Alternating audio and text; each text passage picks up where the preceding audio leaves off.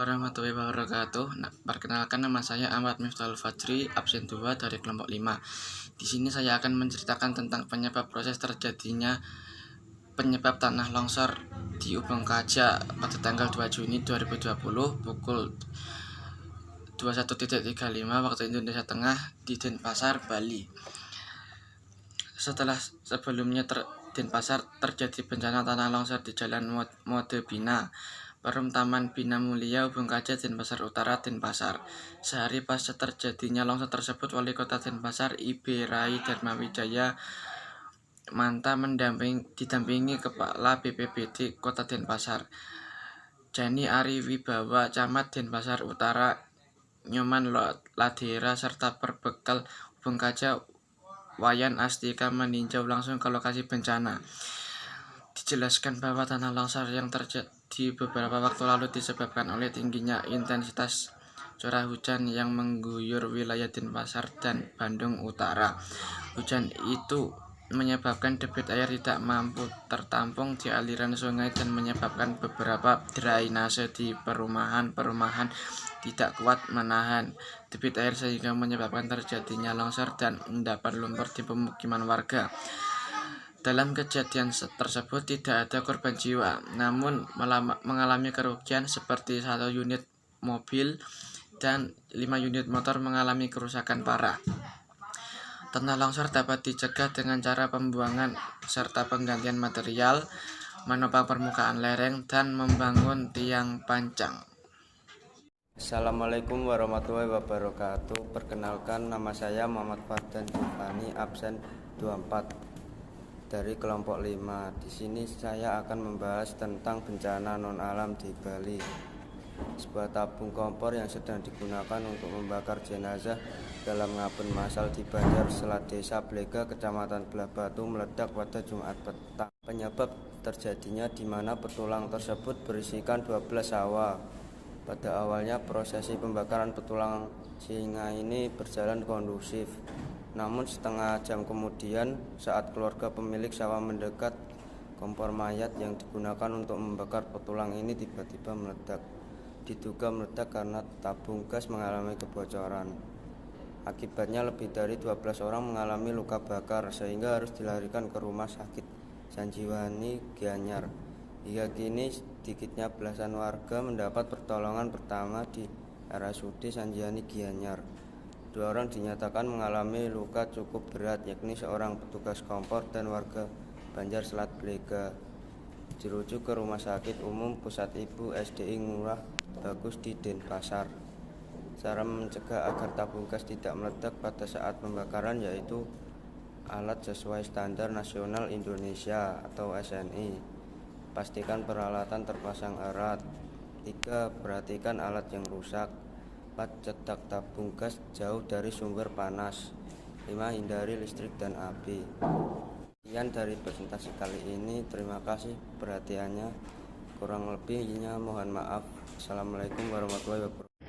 Assalamualaikum warahmatullahi wabarakatuh.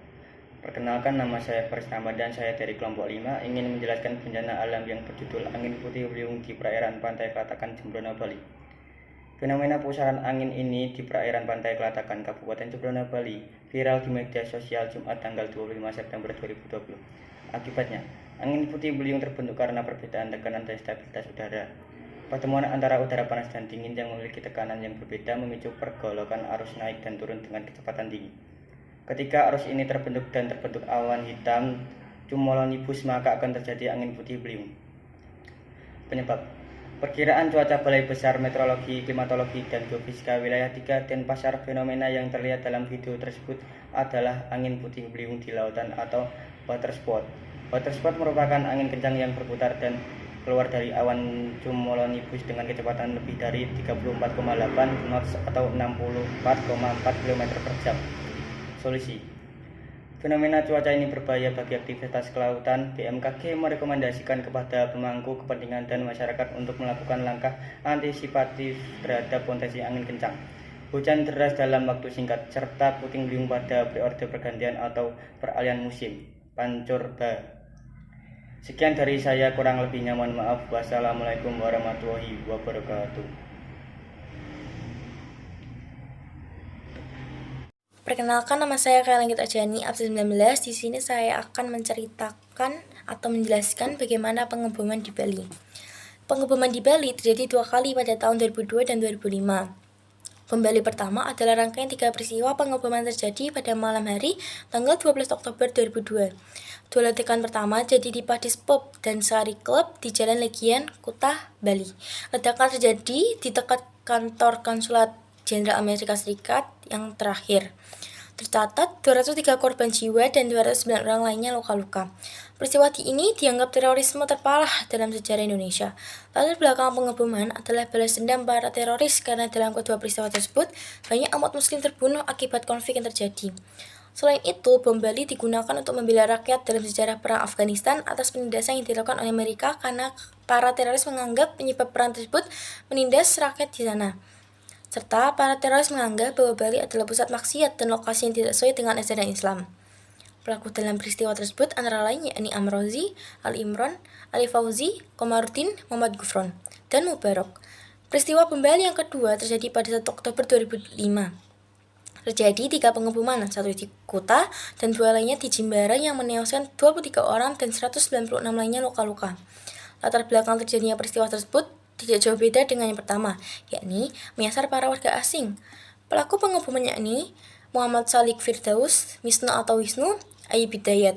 Upaya mitigasi dari 2 kejadian tersebut dengan menindak pidana para pelaku, serta penjagaannya antara lain dengan menjaga persatuan dan kesatuan, berperan aktif dalam melakukan radikalisme dan terorisme, serta meminimalisir kesenjangan sosial. Itu saja dari saya, terima kasih. Perkenalkan, nama saya Atina Zulfanur, saya absen 7. Di sini saya akan menjelaskan bencana sosial yang terjadi di Bali. Bencana yang terjadi adalah berkurangnya tata kesopanan serta kebiasaan-kebiasaan buruk para pemuda-pemudi yang ada. Nah, Bali sendiri merupakan salah satu daerah yang sering dikunjungi oleh wisatawan asing atau wisatawan dari luar negeri. Sebab dari bencana ini sendiri adalah yang pertama ada turis asing yang banyak mengunjungi daerah Bali. Lalu yang kedua permintaan dari turis itu sendiri untuk menyediakan bar, minuman keras maupun yang lainnya. Lalu yang ketiga ada karakter pemuda-pemudi yang kurang kuat, sehingga mereka gampang terbawa arus atau gampang terpengaruh oleh. Selanjutnya ada proses terjadinya bencana. Yang pertama, turis datang ke Indonesia lalu melakukan kebiasaan atau budaya dari negara asalnya di Indonesia. Masyarakat yang melihat pun merasa tertarik dan ingin mencoba atau melakukan hal yang sama dari turis tersebut. Yang terakhir, masyarakat lokal atau warga lokal itu Selanjutnya ada dampak dari bencana sosial ini. Yang pertama, tergerusnya budaya Bali. Yang kedua, berkurangnya moral, etika, dan tata kesopanan.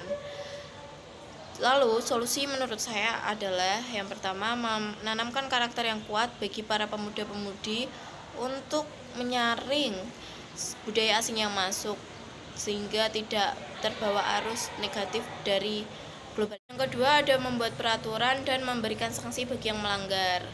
Peraturan ini baik untuk turis asing maupun warga lokal, seperti mendapatkan minuman keras dan lain sebagainya.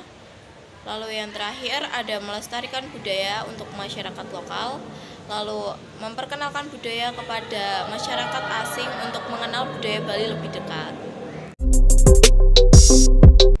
Gempa bumi Bali terjadi pada tanggal 14 Juli 1976 pukul 15.13 waktu setempat. Gempa ini terjadi akibat adanya aktivitas dua lempeng bumi yang membentang di sepanjang selatan Jawa hingga Bali dan diakibatkan oleh aktivitas subduksi lempeng Indo-Australia yang menyusup ke bawah lempeng Eurasia. Dengan kekuatan 6,5, guncangan terjadi di 5 km sebelah selatan pesisir Laut Bali di Kabupaten Buleleng dan 65 km barat laut dari kota Denpasar, menyebabkan kerusakan parah hingga 90% rumah-rumah di Kabupaten Buleleng dan menyebabkan kehancuran total di Kecamatan Seririt, di mana sebuah bangunan sekolah runtuh dan setidaknya 200 siswa terjebak. 573 orang diyakini telah meninggal di 544 di Kabupaten Buleleng, 24 di Jembrana, dan 5 di Tabanan. 4 tribu lainnya menderita luka-luka dan sekitar 450.000 tunawisma. Pemerintah mengirim berbagai bantuan seperti bahan makanan, tenda-tenda, obat-obatan, dan bantuan lainnya. Setelah terjadi gempa beberapa kali, pemerintah Bali mengantisipasi dan melakukan mitigasi pada masyarakat yang tinggal di daerah rawan gempa ke depannya. Bahkan pemerintah Singapura pada saat itu menanggapi tragedi ini dengan mengirim 20 personel tenaga medis ke Bali.